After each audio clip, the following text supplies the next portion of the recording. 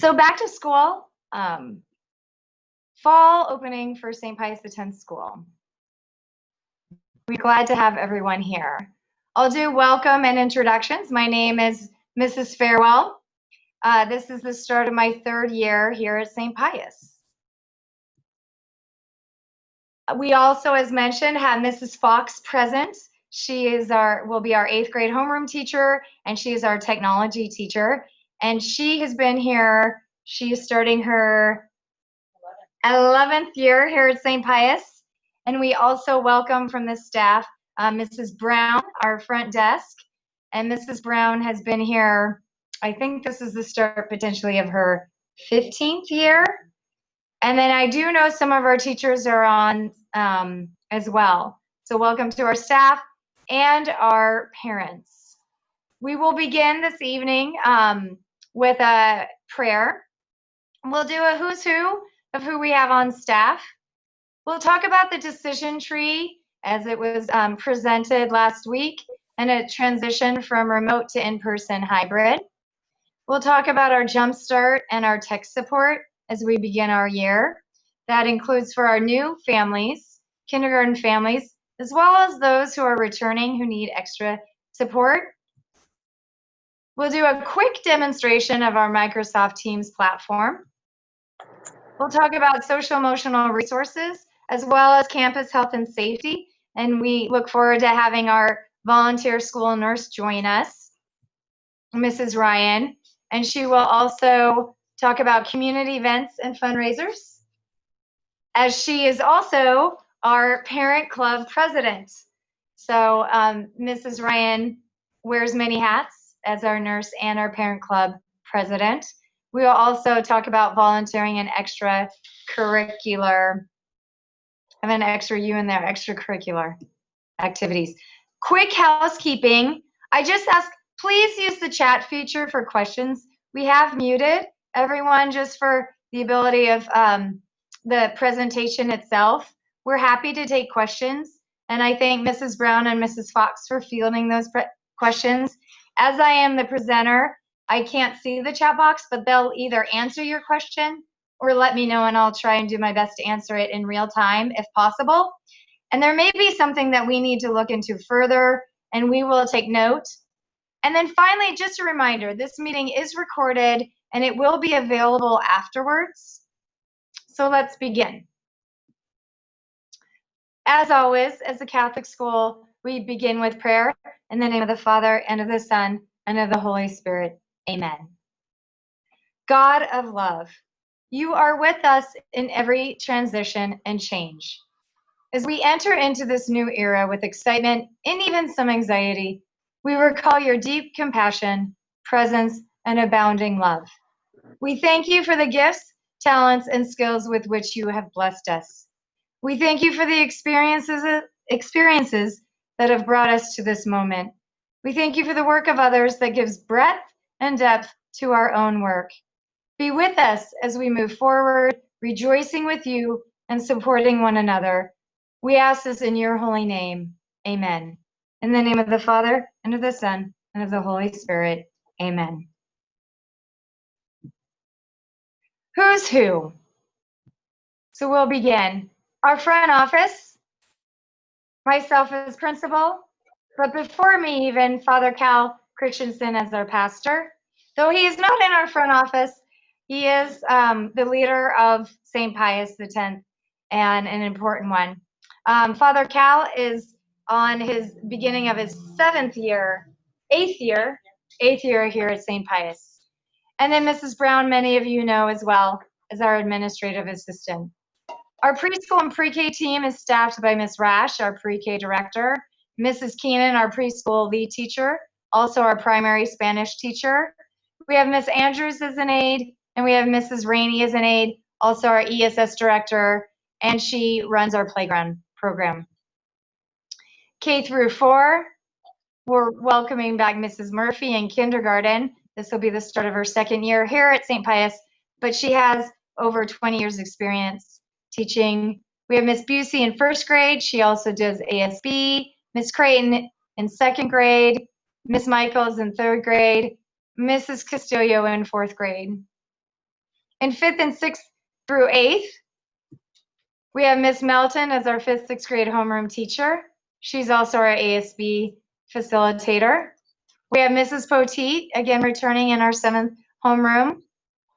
We have Mrs. Fox joining us now as the 8th grade homeroom teacher, as well as our K-8 technology. I left out robotics, but she also oversees our award-winning robotics team. Miss Yim is returning in her 2nd year here as our middle school math specialist. Our other specialists include Mrs. Keenan as primary Spanish, Mrs. Fox K-8 technology, Miss Dwyer in music, and I left out PE to be determined. Mr. Feeney, as mentioned, has done a partial transition to retirement and will not be here with us this year. So PE is to be determined. And we have our parent leadership. We have Mrs. Ryan as our parent club president and school nurse. We have Mrs. Moore as our parent club secretary. We have Mr. Keenan as our school commission president. Mrs. Hilario and Mrs. Lopez are our parent ambassador leaders. That's for our Spanish community. And I will say Mrs. Keenan is also our liaison for that. I have to reclaim hosting. Oh, So okay. I just want to make sure I don't disrupt you, but I wanted you to know. Okay. I think you're okay with it. You're okay. Okay. Thank you. Washington State's decision tree and framework.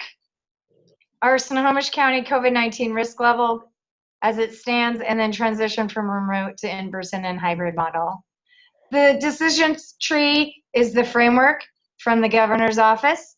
So that was a link that was provided in our newsletter, as well as provided here. Unfortunately, it is something on our website as well. The link is posted from our website and accessible, as well as from our e-newsletters. What it does show at the time is when schools, safe openings happen with schools. So it goes from high level to the moderate level to low level. And the Seattle Archdiocese, per the letter last week, is following this framework as it pertains to the county the school resides in. St. Pius X is in Snohomish County. We currently are at high risk. High risk means that we are over the cases. So that should be greater than 75 cases. Over 100,000 per case or per resident over the 14 days. So it's a 2-week trend line. So when a school is found to be in this level, then the remote learning is applied to the school, though our licensed preschool and pre-K is allowed to be in person. A little bit again for the decision of the happenings of this is the counties are our guide, and so the counties are hosting weekly school leadership meetings that I've been attending over the course of many weeks. Those happen on Tuesday, and I'm representing St. Pius X School, and they are they give us the cutting edge in time numbers and also guidance. So those are Zoom meetings that they hold every Tuesday that our school I'm participating in on behalf of our school. The time to transition, well, I'll get to that in a second. The moderate risk level is 75 to 25 cases over 100,000 per 14 days. Following the trending after 2 weeks at maintaining this level, so reaching between this level, all mandated safety and health protocols are in place on campus, then we would move into in-person and hybrid model, beginning with K through our 5th, 6th class and our 7 and 8 students move from remote to a hybrid schedule as well, following a successful K to 5-6 phase. The time to transition is based on the trend. That means the flattening or downward period of time, and then a hold of that time for a 2-week period. So for example, a 24-hour turnaround would not be possible over a 2-week trend, but the ability to move from high risk to moderate risk, if that trend has held for 2 weeks, would allow us then to move into the next week into our moderate level. Okay, so once again, I'll kind of reiterate, if we hold that 25 to 75 cases over a 2-week trend line, then we would then be able to transition into, with all health and safety mandated protocols in place, onto on-campus learning, which looks like this. So the benefit is I would say our health department, the county health department is quite favorable to our schools. He is very much aware of the schools and the situation and the health and wellness of our students, and our advocate for, if those numbers drop, then our move and they stay steady and the trend line goes down and holds, of moving into our in-person hybrid model, K to 5-6, and then the hybrid model for our 7 and 8. To delineate, there is elementary, and then there's the middle school, and that's that delineation there. Okay? Jumpstart and tech support. So knowing that we are starting to remote and want to be and have success for all of our families. That Jumpstart is for kindergartners and new families in the rest of our all grade levels. It'll happen the week of August 24th through the 28th. Appointments only via our signup.com. Limited spaces for four families at a time, as it would. Those who want to would be screened as they enter campus. We would be distanced in our tech lab. Those who want to sign up and then go through a 1-hour AM and PM options, and then go through a 1-hour training. Those who would like to sign up for an option but want it to be online and remote would then do so in the signup.com comment section. So you would either say in person or remote in your comment section of signup.com. If you do come on campus, we ask that you bring your own device. We are encouraging families for each student to be one-to-one. We will talk about what devices are most successful during this Jumpstart. And also, if you do not have a device, this would be the time in which you would be able to receive one. And we have the options from iMac, we have laptop, and we have Chromebooks. So we have a wide variety. I will say one thing, we did find iPads, though possible, are at times limiting.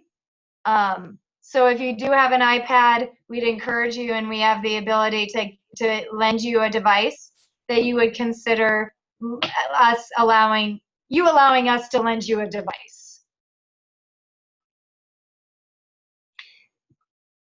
New and returning families who need a device should email Mrs. Fox and Mrs. Fairwell, so we're ready for you when you come. Returning families who would like a refresher course, please contact Mrs. Brown. And this is also available for you to do this refresher course. And also, we would want to also know if you need a device. And we will make sure that you would receive a device. One thing I will add, we have also found that headphones, one headphone per student is also advisable. The school will be, we see that as part of PPE. If you do have headphones and your students like those headphones, then please encourage them to use those. But we will also be offering one-to-one headphones for each individual student. We will not be sharing headphones, and that'll also be part of the package.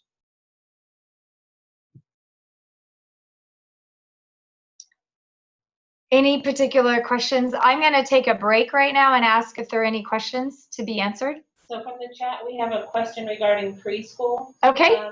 Pre-K, is it starting in person or remote? The pre-K, is starting in person. And then the next question is, when will we sign up for Jumpstart? Wonderful. I was Jumpstart will come out next week that you can sign up for it.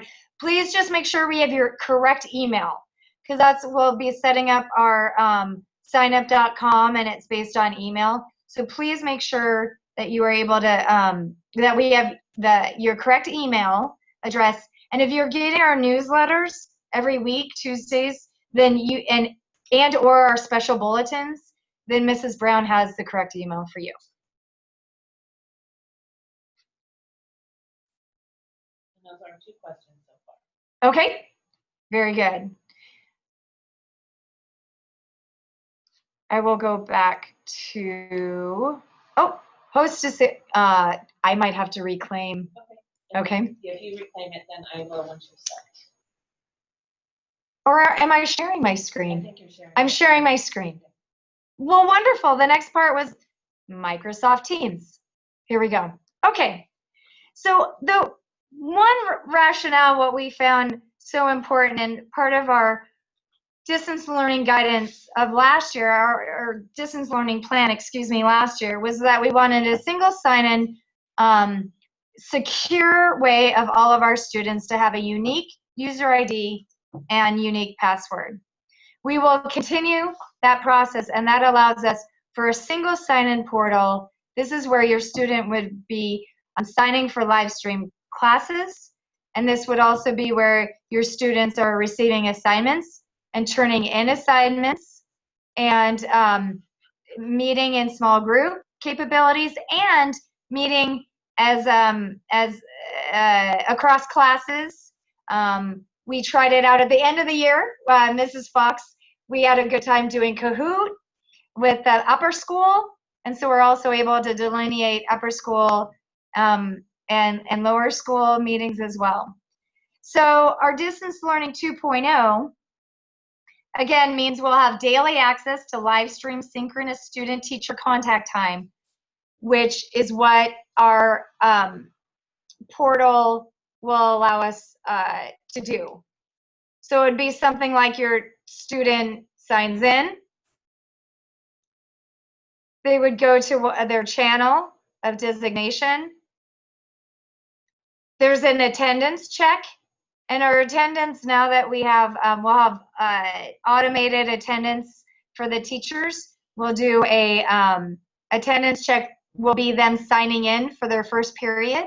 All classes will start at, we'll have a 8:55 all school prayer and flag salute, and then classes start at 9. So you'd sign into your class here, and meeting times would meet now, or your teacher would schedule a meeting, and your child would see where it says meet now, it would say join. So they would join their class meeting. So if I were to start a meeting now, I meet now.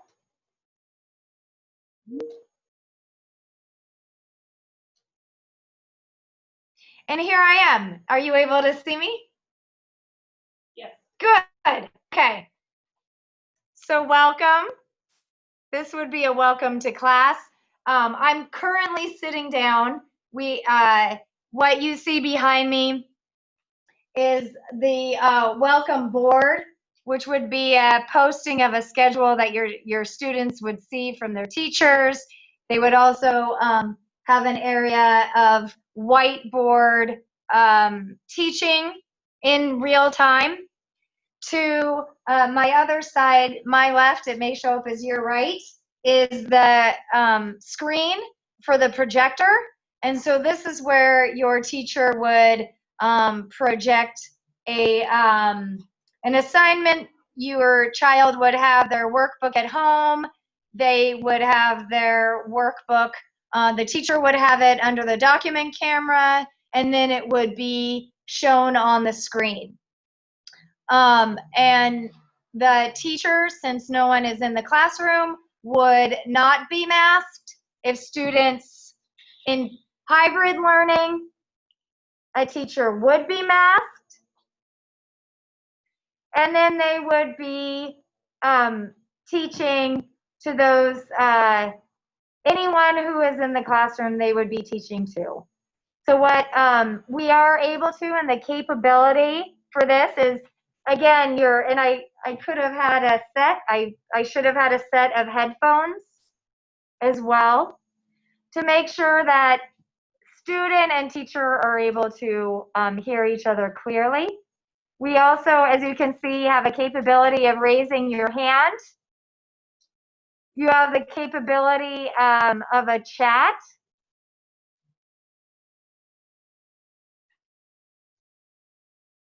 We have a capability of showing the participants. This is all muted, and the possibility of muting and unmuting. There could be camera turned off. There is also a shared, screen. Oh, here's the shared screen. Here where it says share with the arrow. And then you'll notice start recording.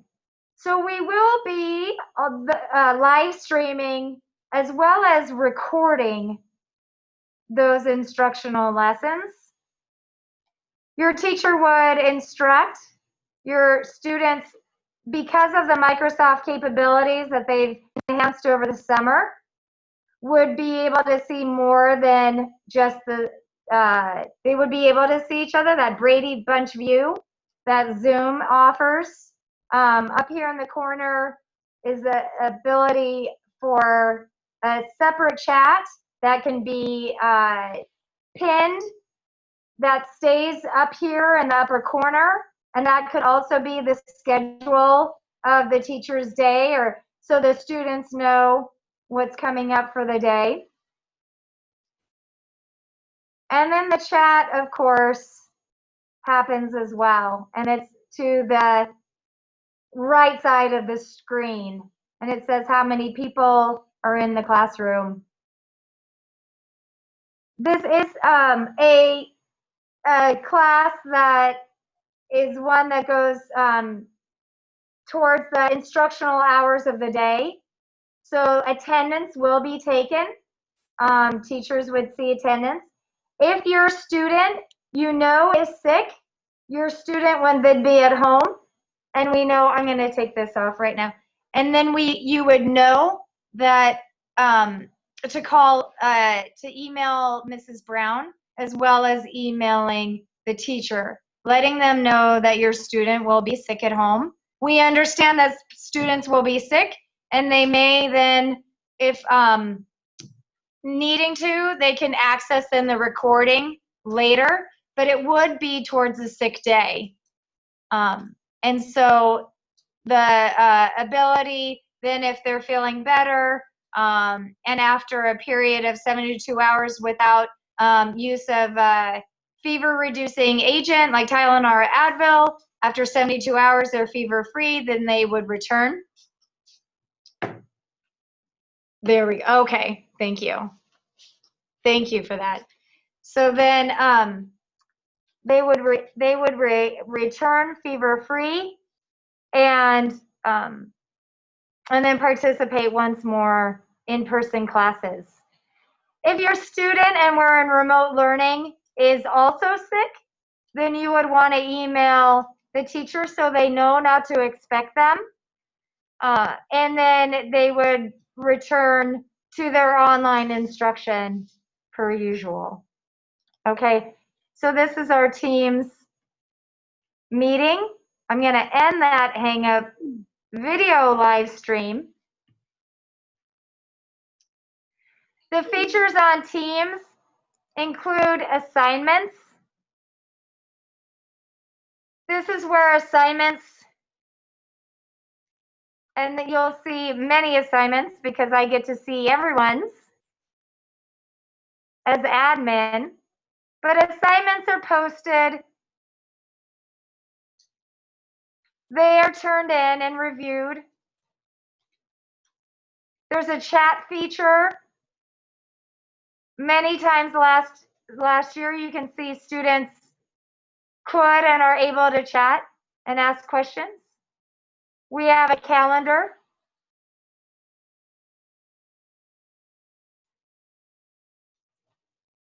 As well to track the day. This is a quick overview of what is offered through Teams. It will also have the ability to do breakout groups as well. The very lower left-hand corner, if you are able to, you can download a desktop application, though a web browser also works as well.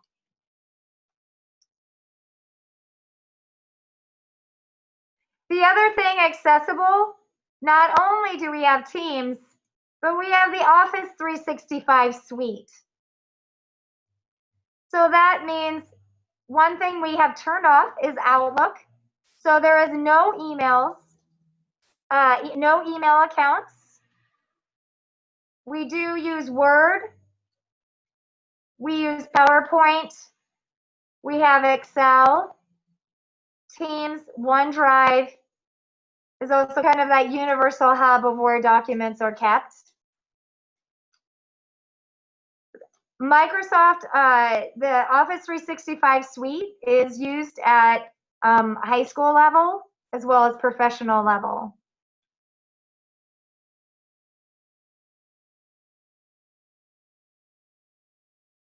This just shows the array of different applications. Forms, I'll say one thing about Forms. Forms is a nice one in that it can allow teachers to assign quizzes or quiz reviews. I taught that. Ooh, it's currently offline right now. But Forms is a way to also do, as mentioned, quizzes or quiz reviews or such, or check-ins or checkpoints. Those opportunities. It's spinning. Okay. All right. I'm going to stop and take another pause. We have some questions. Ask for questions. Yeah. Okay, so there are some questions about pre-K and if siblings are being dropped off in pre-K, what time would that be so that older children can get online in time? Okay. So the start time of pre-K. Great. So that, and then there's a few questions regarding supplies. Okay. If what kind of supplies need to be purchased, and that now they're going to be individual. So if you want to talk about those, and then I'll monitor. There's a couple more. Okay. Okay. So as it stands, for pre-K, with the number of students, so the idea of a rolling start for all of our school that will happen when we are back in person in the in our parking lots. The pre-K drop-off will be the same. The check-in part of pre-K will happen in the parking lot, and students would be brought to class with the number.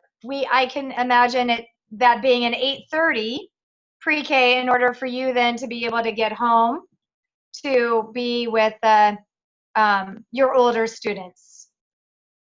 So that rolling start of a pre-K at 8:30, drop off, health check happening then in the parking lot, and then student being taken to class. The supplies? Supplies. Okay, so individual supplies would be and will be used either remotely or on campus. So on campus, personal supplies are the only way in which students, we are not able to share supplies or have community supplies. And so students will have to have their supplies in their desk area. So each class will be a self-contained unit, and within the class, distanced, the desks will also be a self-contained area. I'm going to go ahead and go back on Teams to show you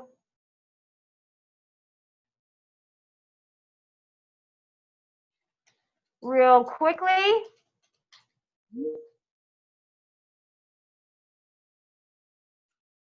We will get to the supplies, PPE. A mask is one of them, so thank you for practicing over the summer. All students have been also ordered the shield. So if you have, which would look like this.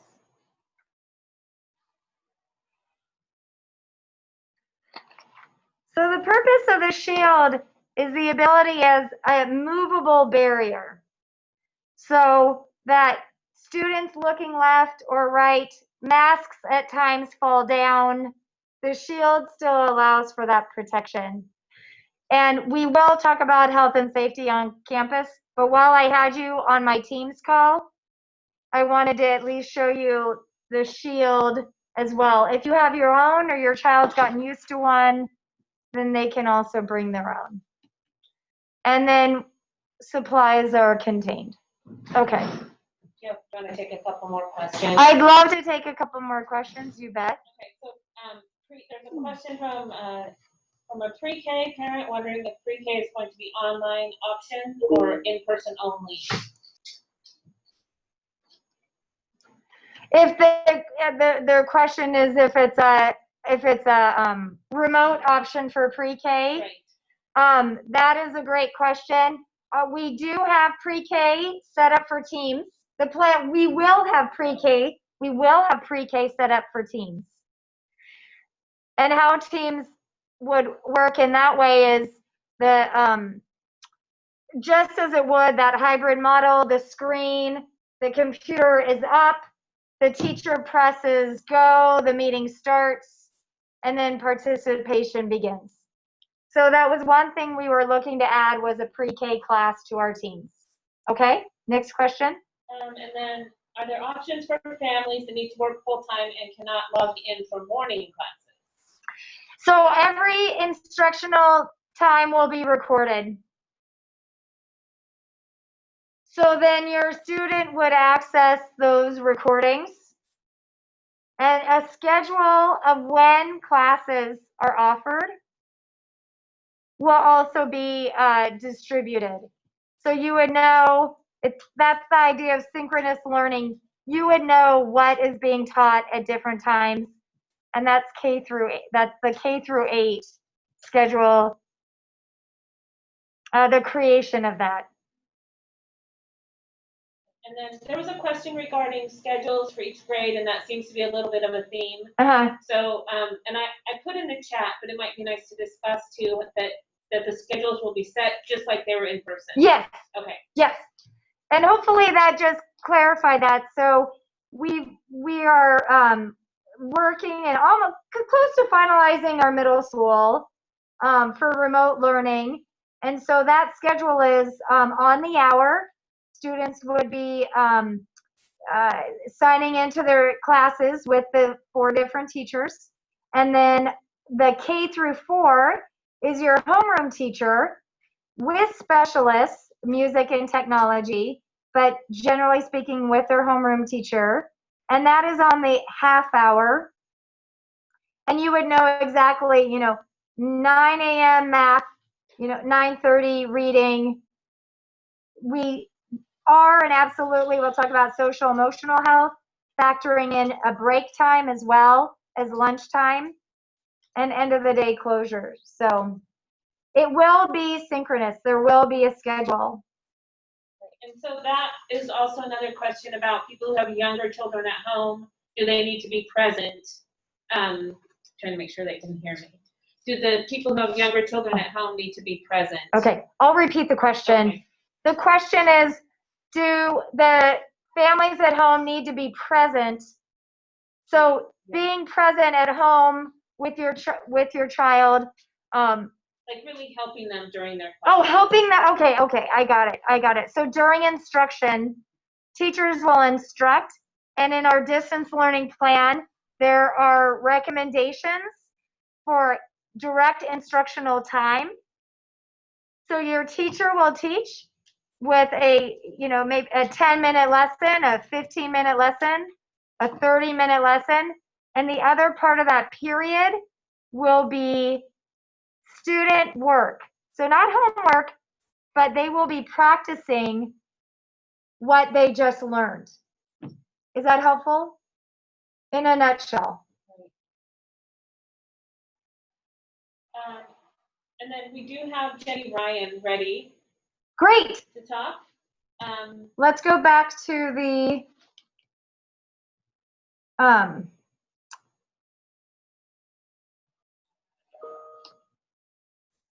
PowerPoint.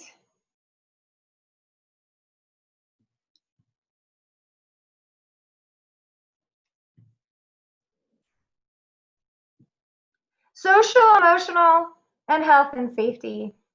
First, social, emotional, and then Jenny will bring you on board. Let's see, is she? I'm here. Oh, good, Jenny, I can hear you. Yep. And can you hold on just a second? Of course. Thank you. So we really know and want and desire our students to be in person, knowing that this time period and the variety of stresses and strains that have been created, though knowing the practicality that we are at this point required to be remote. So that social emotional is going to be very key. And we've talked about that very much across our teachers and what they're offering. And that second step curriculum will be part of the lessons you'll be seeing your child participating in throughout the week with their homeroom teachers and with their teachers. So very much incorporating those. We're also absolutely going to be incorporating brain breaks throughout remote learning. So one of those, a teacher may see that it is time to take a break. And again, that idea of streamline, and if a parent needs to be right by their child or not, the idea is the teacher is delivering instruction, the student is doing their student work, teacher is still live online. Teacher is still able to, if a teacher has a question, answer that. And as it goes, you can imagine developmentally, those release times will be more direct, and it'll be growing into independence as a student developmentally can be independent, right? But the teachers will still be available during class, those periods. But we know they're going to need brain breaks throughout remote learning. We know that they're going to need to get their wiggles moving. We're infusing team building into the classrooms and school-wide activities.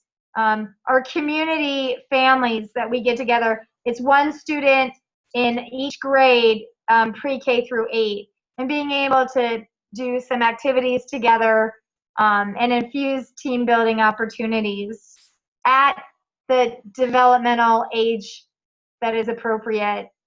We look to do Monday all school assemblies, streaming Wednesday mass. So Wednesday masses will resume for school masses at 9 a.m. on September 9th. And Father Cal will direct those masses for our school students. And we will have ASB. Teacher and family communication, that open line for knowing what's happening at home and your at-home needs, and that is ongoing. So all teachers will have office hours that the teachers will be on site. So they show up at 8 o'clock like they usually do, and the end of the day is that 3:30 time period. Their office hours happen so that when you know when to reach them and expect a return call. And then typical, the grading and such of papers happens as well. But those really important, how is your child's social emotional situation happening at home, will be a real point of important import to us and your teacher as well. Jenny, now you're on for campus health and safety. Okay. You ready? Yes, I am. Okay. Were you going to speak first, Dottie, or do you want me to go ahead? No, you go ahead, please. Okay. So, Mrs. Farrell had talked earlier about your child being sick and then symptoms and staying home. But what I also want to talk about and iterate is that it's not only a fever. Your child cannot have any COVID symptoms. Now, the symptoms for COVID have become sort of a long list, but that's because it's new. There's not a lot of, there's research being done now, but currently there are a lot of symptoms attributed with COVID-19. So when we tell you that we want your child to stay home if they have a fever, but there's other symptoms also that they have to be clear of before they can come back to school. So I have sent Mrs. Farwell a list, and so she can send that list out. Now, I must say at the bottom there is one that says rhinorrhea, which means runny nose. So sorry, that was a medical term that was put into this list, but it's basically some of the symptoms are the normal ones that you've heard: cough, shortness of breath, difficulty breathing, chills, muscle pain, sore throat, loss of taste, sense, and smell, but also there are GI symptoms such as nausea and vomiting, diarrhea, headache, and a runny nose. So the thing about this, even sneezing, okay? I know that some families have allergies. So what I suggest, and that what we tell our patients at my job and what we tell my coworkers is, if you have allergies, you need to take a medication for it. Because once school starts again, even if your child has allergies and they start sneezing at school, they will have to be sent home. And then they will have to stay home until they are 72 hours free of any of these symptoms. So it's not only a fever, and this is, I know, what causes a problem, and it's very kind of difficult, is that they have to be symptom free of any symptom, any illness symptom, because it could be related to COVID. So Thank you, Jenny. Thank you, Jenny, for that clarification. You're welcome. I appreciate the addition of the symptoms, certainly, and the importance of 72 hours free of use of any fever-reducing medicine, right? Correct. So if you use a fever reducer because you want your child to have a reduced fever, that's fine, but they do have to have that 72 hours without a fever. But also, even if they haven't had a fever for 72 hours, but they still have a runny nose or a cough, they can't come to school. That is the guideline there. That is where CDC, Washington State Department of Health, those are the guidelines. Thank you, Jenny. Yeah, you're welcome. The other thing too, I know you were speaking about masks and face shields for the kids when everyone resumes. The other thing too about the face shield is that, the mask protects other people, but the face shield protects your child. So, and especially when we're in close environments and inside. So that's just what I wanted to also clarify too. With face shields, they'll move around, but it's also a protection so that if something was to happen and, somehow you got and a preventative to touch your face. I mean, really, when young kids, especially humans, especially, we touch our face a lot, but that is also a deterrent to, not touch your face. It sort of helps with that as well, but it's mainly safety to protect you. Is there anything? I just wanted to cover those symptoms. Thank you. And just also reiterate that if there is a confusion with some things, like some of our, these are the guidelines, we do, correct me if I'm wrong, Dottie, take our guidelines from CDC and the Washington Department of Health. And also I get some of my information from the National Society of School Nurses, because that's who I'm in contact with as well. one other thing is, it's not just if you have multiple children in the school and one child is sick, everyone has to stay home. COVID-19 is highly contagious. Everyone has to stay home. So just so people are aware that even if one child isn't showing symptoms or is feeling fine, you all have to stay home and do distance learning once we resume. Jenny, did you want to briefly, the idea of when we do return to in-person instruction, the health checks that would happen in how we typically do carpool, so that rolling the rolling arrival will happen in the parking lot, and we'll be doing those health checks for the people in the car. Yes. So what will happen, and correct me if I'm wrong, we will do the rolling health checks, meaning we won't just take your temperature, because that is not the only thing we'll do. We'll be asking symptoms as well. Have you had any of these symptoms? So then that way, if you have a symptom, or even if you're just not feeling well, please keep your child home. Even if your child's just saying, you know what, I don't feel good, maybe they don't have specific symptoms, please keep your child home. But once we do that rolling health check, that way, if we deem that maybe this isn't, your child's going to need to go home, you have time to get home to log on for school if your child's well enough to do online school. Okay, thank you. And one other thing too. Oh, sorry. Oh, yeah. We have a couple questions for you, Jenny. Yeah. Oh, no, for you. Okay. Oh, not for me? Okay. The other thing too that I would ask as the nurses, there is going to be a system where we will be keeping track of your child's daily symptom. We have to write it down on a list. It's got to go in our system just like any of the other health things, any vaccinations or immunizations. It'll all go in. Basically, we'll keep track of it, but it needs to go in that file, because that is part of your personal health information, which we have to keep in a safe place, which we do. It's locked up in the office. But the other thing too, I wanted to mention, it's sort of not on the line of COVID, but because we haven't started school yet, and then you have time, if your child is 5 years old or going into kindergarten, they have to have their MMR vaccination. It has to be up to date, or else they cannot come back in person. They just need to be updates on their vaccines. Varicella vaccine, which is chicken pox, is not required by the state of Washington, but unless you have a specific medical exemption, you need to have your vaccinations up to date. So that way, maybe now it gives you time, families who are on this call, it gives you time to get your children vaccinated. The other one is between the ages of 11 and 12, or children going into 6th grade, will need to have their DTaP vaccine, which is the diphtheria, tetanus, and pertussis booster vaccination prior to starting in-person school.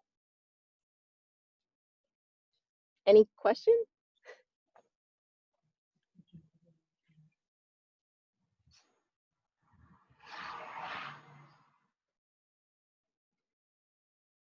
Can everybody hear me still? Oh.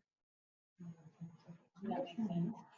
Yeah, but I think they want it addressed, Thank you. Okay, Jenny? Yes. Jenny?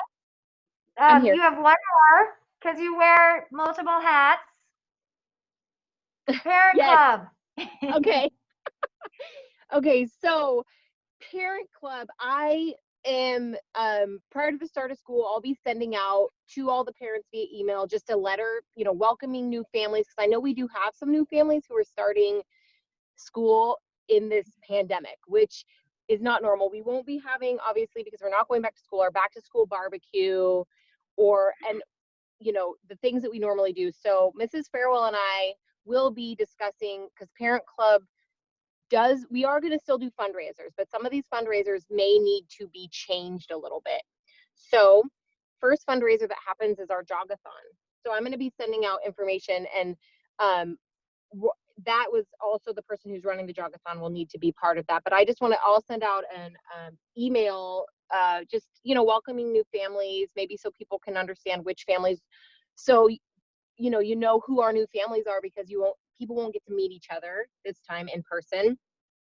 Also discussing our possible fundraising ideas, because some of these may need to be online this year. And that's pretty good, Jen. I'm just looking at the time, and Yep. just that's perfect. There will be more, but just know that our parent club is a lot like a parent association. Everyone is a member. We would have, if we're able, we would have a parent club meeting, like a Zoom meeting or a Teams meeting, Mhm. so that That's what I people was would hoping, yeah. yeah, and then certainly the idea of welcoming our new families and connecting you with our families who have been here, some veteran families, and we'll look to connect you as well, so that if you have any other just kind of sort of questions that you want to know more about, we'll pair you up with veteran families. So, and I'll let you know after this, we'll send out a survey link to follow. So you can say if you're a veteran family and you'd like to help a new family, then please, add that to the Survey Monkey, so then we can pair up our families. And even if it's a phone call or FaceTime call or get to know each other in lieu of our back to school barbecue. Yes. Yeah. Good. Great. Thank you, Jenny. You're welcome. Thank you, Mrs. Farewell. So volunteering and extracurricular programs. This is our last section. Before we get to it, there was a couple one question from a couple families. Those parents who need to work from either from home or time other than what's synchronized, that synchronized learning schedule. Remember, those will be recorded and those will be accessible. The grace of Teams is that you can then revisit those videos and receive that recorded instruction from your teachers at a time that works for you. Our communication just needs to know that that's going to happen. So the teacher would then know to record you not as absent, but instead, if you were planning to attend and do your instructional lessons at the time that works for you, you still get that counted as being at school, so to speak. So then then we know that you would be having received that instruction. So that short answer take home is yes. You can do it at the time that works for you. Right, it'll be more like school in brick and mortar. Yes. They'll be with their teachers, so there won't be as much independent work. Right. So Mrs. Fox just wanted to clarify once more. Teachers will be at school. They will be delivering instruction from their classrooms.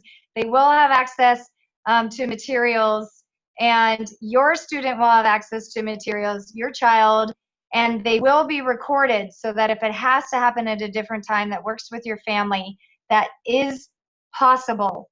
We just want to know that it is happening so that we don't mark you absent as not being there that day. So it's that open communication line, keeping that open with your homeroom teacher. Volunteer and extracurricular programs is going to wrap us up. Volunteering still is needed during remote and on-campus learning. Things such as Daily Tech Lab Helper with Mrs. Fox. Those who are available or able to come on campus, you do a health check, and then you would be able to be on campus preparing weekly packets. So each classroom will be supplementing your materials each week from your homeroom teachers. So those packets of information that go home. So you have consumable in second grade, Mrs. Creighton's teaching the lesson, your child is filling it out and doing their work, their student work. That is for the week. Each day, each lesson is completed. And then at a time that's scheduled with your teacher. You get new supplemental material. You turn in the work that's been done, and that is on a continual basis. You need art supplies. You need maybe your device that you've loaned from us isn't working right. You need to swap that out. All of the things that you may usually need at school, we're going to get you. We're going to make sure you're home. And I'm going to put this out there. You need a desk. You need a school desk to make your student feel like they're at a desk. We'll see what we can do. So if you need something to create that space at home, again, we are here for you. Classroom library helper. So there's times where these packets will go out with books, or Mrs. Keen, you get a book from the library. Well, when it returns, we want to make sure it's sanitized. So we could use help with people wiping down the books that might come in. We could use, when we're back in person, playground helpers, ensuring social distancing. Our classroom lunch helpers, students will be eating in their classrooms. So to be able to provide our teacher the ability for distancing and hand washing, and we will be doing a rotational basis with both at recess and our classrooms to ensure distancing happens at all times while on campus. So we can use volunteers helping with that. Oh, and there are other ways of volunteering. Those are some that came to mind. Before I do a final thank you, if there's any additional final questions. There are some questions about class sizes. Okay. Specifically earlier about class sizes, and then now they're just asking for like some general ideas of how big the classes are. Okay, so Mrs. Fox said you had questions generally speaking about class sizes. Those are capped based on the classrooms that we have and the dimensions of our classes that we have.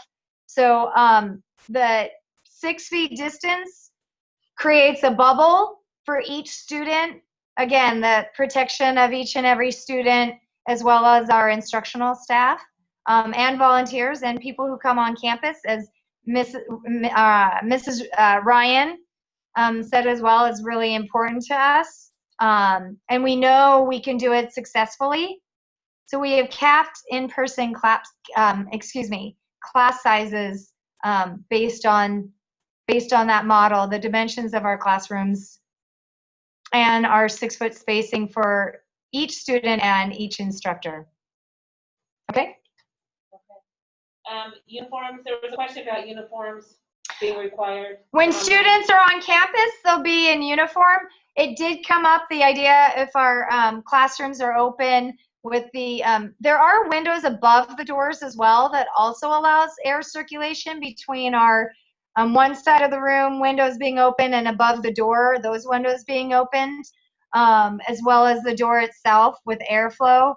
Knowing that months get colder, of course, that ability to layer and wear coats and wear layers will be allowable.